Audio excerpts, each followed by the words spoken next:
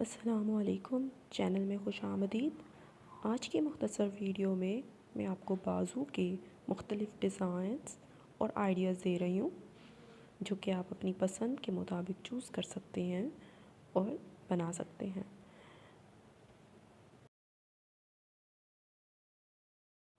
मैं अपने इस चैनल पर स्टिचिंग, डिज़ाइनिंग और एम्ब्रॉयडरी से रिलेटेड मुख्तलिफ़ वीडियोज़, आइडियाज़ और मुकम्मल ट्यूटोरियल्स देती रहूँगी।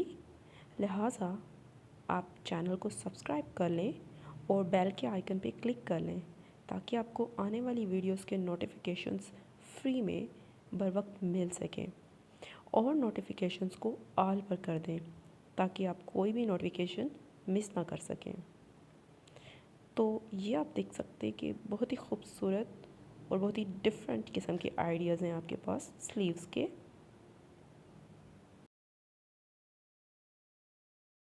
जो कि आप लॉन के, कॉटन के, रेशमी, मुख्तलिफ़ किस्म के ड्रेसेस पे यूज़ कर सकते हैं।